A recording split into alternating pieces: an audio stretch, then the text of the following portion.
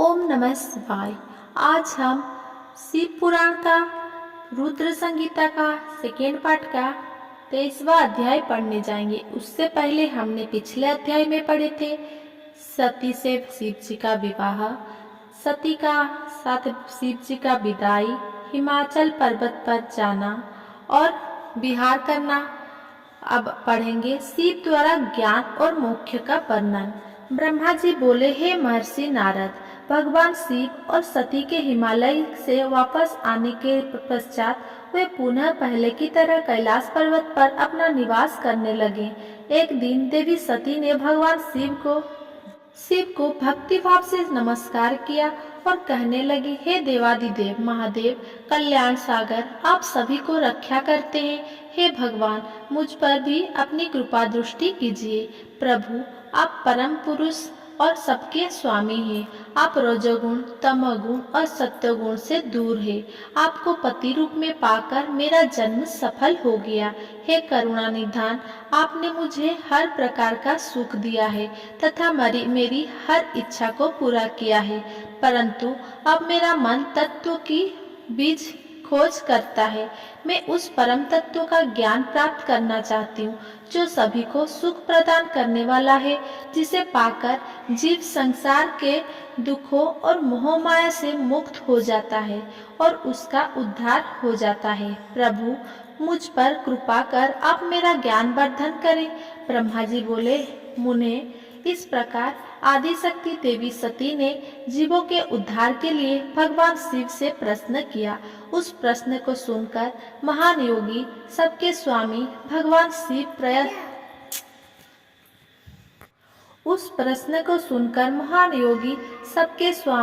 भगवान शिव प्रसन्नता पूर्वक बोले, हे देवी, हे दक्ष नंदिनी, मैं तुम्हें उस अमृतमयी कथा को सुनाता हूँ जिसे सुनकर मनुष्य संसार के बंधनों से मुक्त हो जाता है।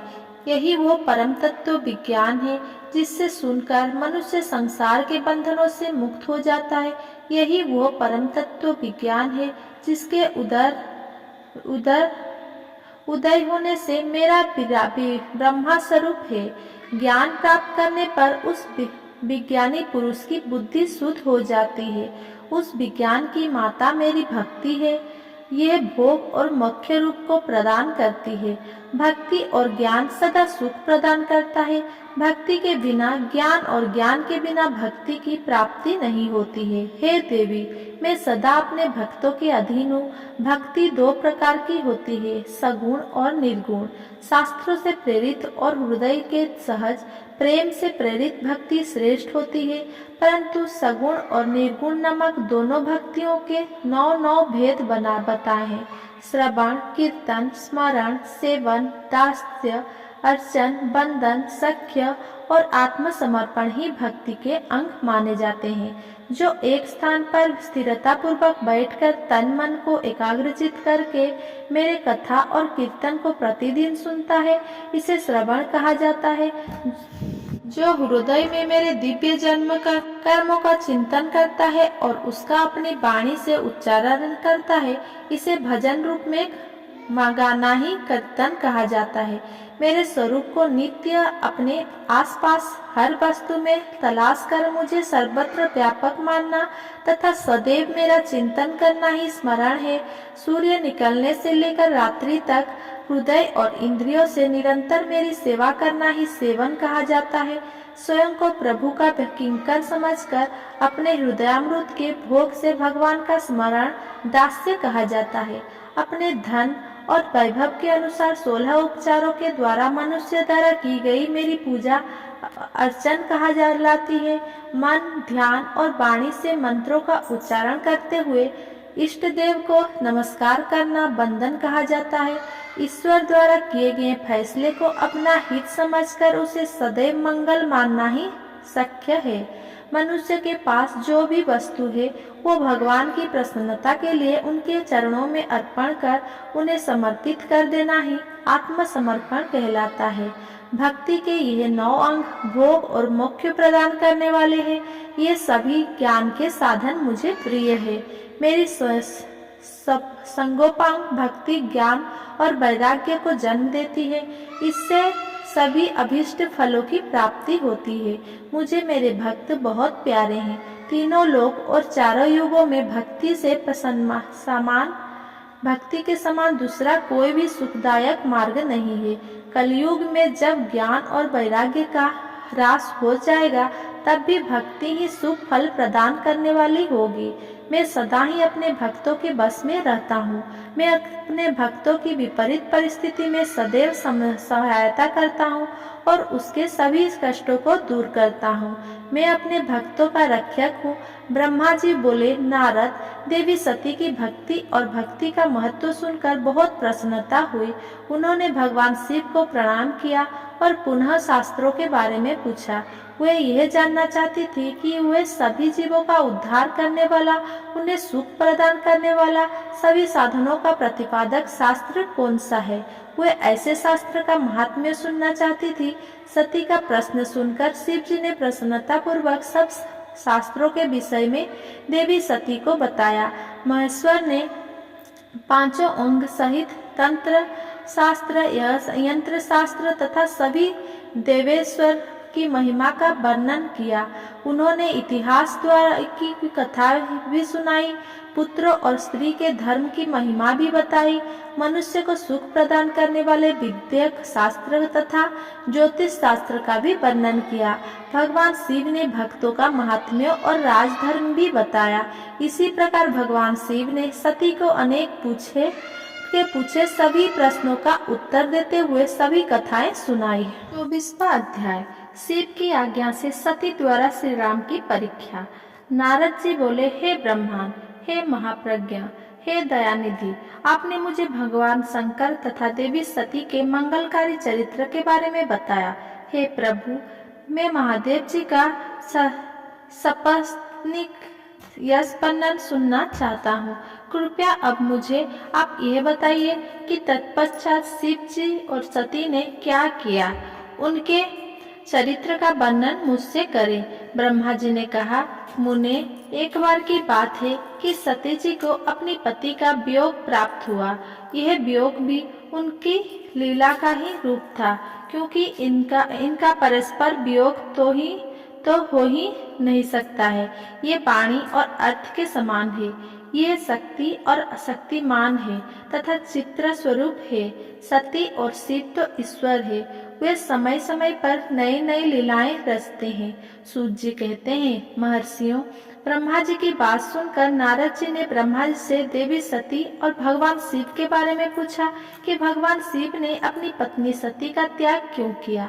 ऐसा किस लिए हुआ कि स्वयं वर देने के बाद भी उन्होंने देवी सती को छोड़ दिया।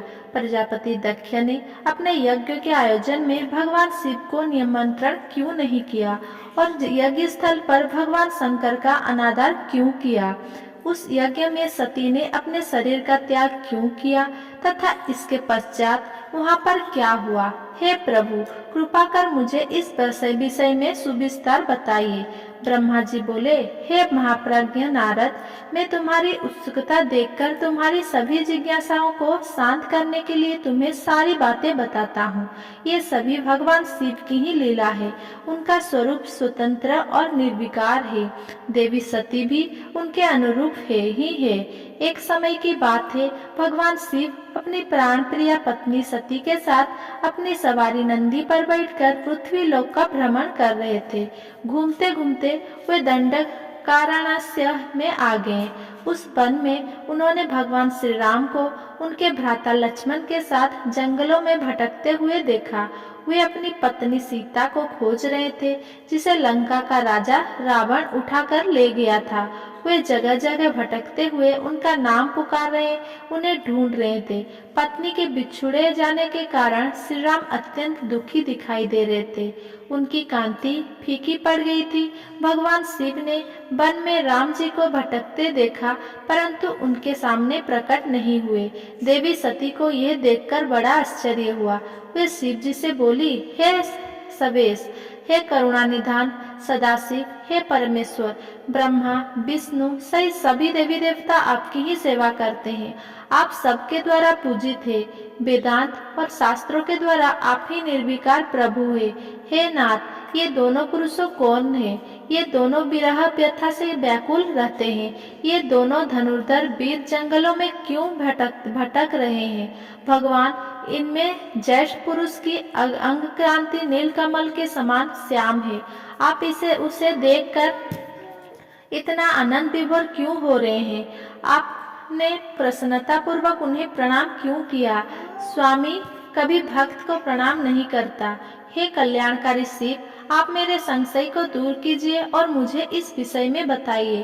ब्रह्मा जी बोले, नारद, कल्याणमयी आदिशक्ति देवी सती ने जब भगवान शिव से इस प्रकार प्रश्न पूछने आरंभ किए तो देवों के देव महादेव भगवान हंसकर बोले, देवी, ये सभी तो पूर्व निर्धारित है। मैंने उन्हें दिए गए वरदान स्वरूप ही उन्हें नमस्कार किया था। ये दोनों भाई सभी वीरों द्वारा सम्मानित है। इनके शुभ नाम श्री राम और लक्ष्मण है। ये सूर्यवंशी राजा दशरथ के पुत्र है। इनमें गोरे रंग के छोटे भाई साक्षात शेष के अंग है तथा उनका नाम लक्ष्मण है। बड़े भाई श्री राम भगवान विष्णु का अवतार है। धरती पर इनका जन्म साधुओं की रक्षा और पृथ्वीवासियों के कल्याण के लिए हुआ है। भगवान शिव की ये बातें सुनकर देवी सती को विश्वास नहीं हुआ। ऐसा विभ्रम भगवान शिव की माया के कारण ही हुआ था। जब भगवान शिव को यह ज्ञात हुआ कि देवी सती को उनकी बातों पर विश्वास नहीं हुआ है तो वे अपनी पत्नी दक्ष कन्या सती से बोले, देवी, यदि तुम्हें मेरी बात पर विश्वास नहीं है तुम स्वयं श्री राम की परीक्षा ले लो।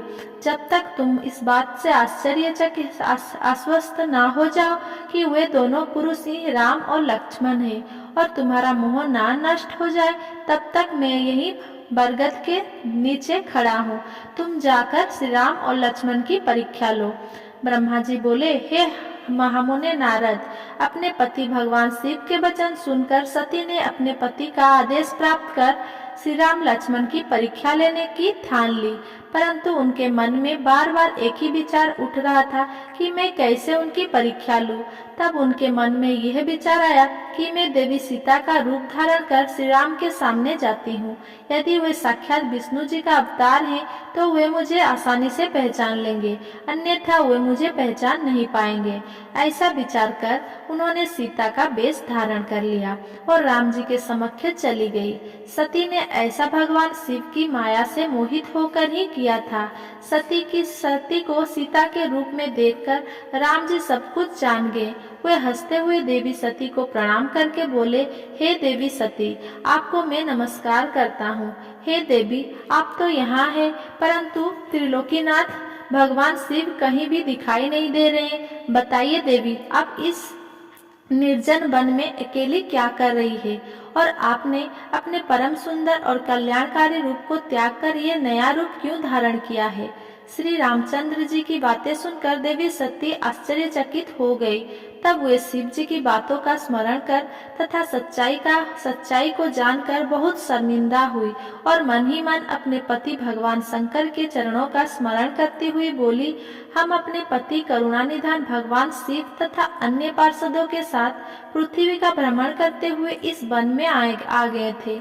यहाँ आपको लक्ष्मण जी के साथ सीता की खोज में भटकते हुए देखकर भगवान शिव ने आपको प्रणाम किया और वही बरगद के पीछे खड़े हो गए। आपको वहाँ देख भगवान शिव आनंदित होकर आपकी महिमा का गान करने लगे। वे आपके दर्शनों से आनंद विभोर हो गए। मेरे द्वारा इस विषय में पूछने पर जब उन्होंने मुझे बताया कि आप श्री विष्णु का अवतार है तो मुझे इस पर विश्वास ही नहीं हुआ और मैं स्वयं आपकी परीक्षा लेने यहाँ आ गई। आपके द्वारा मुझे पहचान लेने से मेरा सारा भ्रम दूर हो गया है। हे श्री हरि, अब मुझे आप यहाँ बताइए कि आप भगवान शिव के भी वंदनीय कैसे हो गए हैं।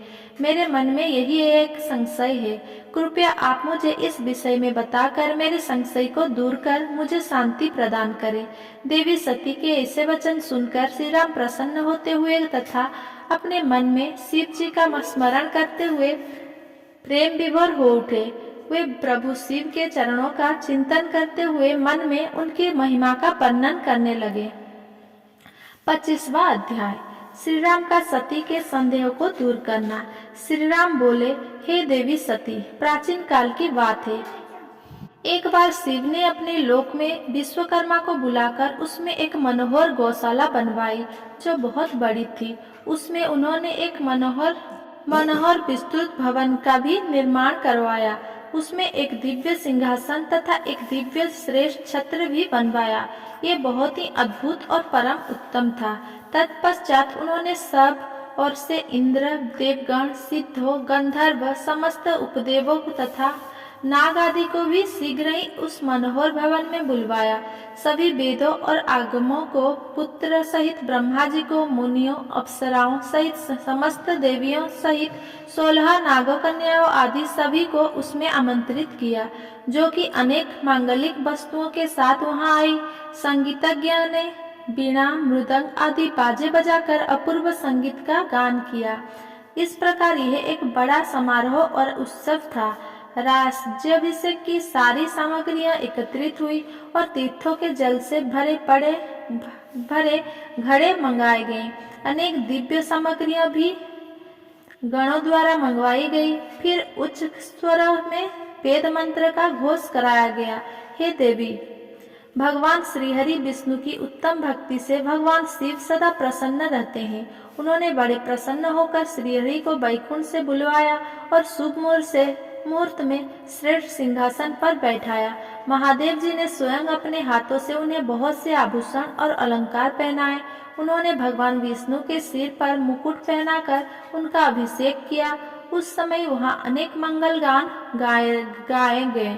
तब भगवान शिव ने अपना सारा ऐश्वर्य, जो कि किसी के पास भी नहीं था, उन्हें प्रेम पूर्वक प्रदान किया। इसके पश्चात भगवान शंकर ने उनकी बहुत स्तुति की और जगतकर्ता ब्रह्मा जी से बोले, हे कलोकेश, आज से श्रीहरि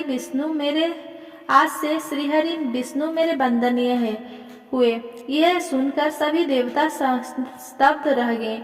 तब वे पुनः बोले कि आप सहित सभी देवी देवता भगवान विष्णु को प्रणाम कर उनकी स्तुति करें तथा सभी वेद मेरे साथ साथ श्री विष्णु जी का भी वर्णन करें। श्री रामचंद्र जी बोले, हे देवी, भगवान शिव अपने भक्तों के ही अधीन है। वे अत्यंत दयालु और कृपानिधान है। वे सदा ही भक्तों के बस में रहते हैं। इसीलिए भगवान विष्णु की शिव भक्ति से प्रसन्न होकर भक्तवत्सल शिव ने यह सब कुछ किया तथा इसके उपरांत उन्होंने विष्णु जी के वाहन गरुड़ ध्वज को भी प्रणाम किया। तत्पश्चात सभी देवी देवताओं और ऋषि मुनियों ने भी श्रीहरि की सच्ची मन से स्तुति की। तब भगवान शिव ने श्री विष्णु को बहुत से वरदान दिए तथा कहा, श्रीहरि, आप मेरी आज्ञा के अनुसार संपूर्ण लोकों के कर्ता, पालक और संहारक हो। धर्म, अर्थ और काम के दाता तथा बुरे अथवा अन्याय करने वाले दुष्टों को दंड तथा उनका नाश करने वाले हो। आप पूरे जगत में पूजित हो तथा सभी मनुष्य सदैव आपका पूजन करें। तुम कभी भी पराजित नहीं होगे। मैं तुम्हें इच्छा की सिद्धि, लीला करने की शक्ति और सदैव स्वतंत्रता का वरदान प्रदान करता हूँ। हे हरे, जो तुमसे बैर रखेंगे उनको अवश्य ही दंड मिलेगा। मैं तुम्हारे भक्तों को भी मोक्ष प्रदान करूँगा तथा उनके सभी कष्टों का भी निवारण करूँगा। तुम मेरी बाई भुजा से और ब्रह्मा जी मेरी दाई भुजा से प्रकट हुए हो। रुद्रदेव, जो साक्षात मेरा ही रूप है, मेरे ही हृदय से प्रकट हुए हैं। हे विष्णु, आप सदा सबकी रक्षा करोगे। मेरे धाम में तुम्हारा स्थान उज्जवल एवं वैभवशाली है। वो गोलोक नाम से जाना जाएगा। तुम्हारे द्वारा धारण किए गए सभी अवतार सबके रक्षक और मेरे परम भक्त होंगे। मैं उनका दर्शन करूंगा। श्री रामचंद्र जी कहते हैं, देवी, श्रीहरि को अपना अखंड ऐश्वर्य सौंपकर भगवान शिव स्वयं कैलाश पर्वत पर रहते हुए अपने पार्षदों के साथ क्रीड़ा करते हैं। तभी भगवान लक्ष्मी पति विष्णु गोप वेश धारण करके आए और गोपी तथा गौओं के स्वामी बनकर प्रसन्नता पूर्वक विचरने लगे तथा जगत की रक्षा करने लगे। वही भगवान शिव की आज्ञा से 4 भाइयों के रूप में प्रकट हुए।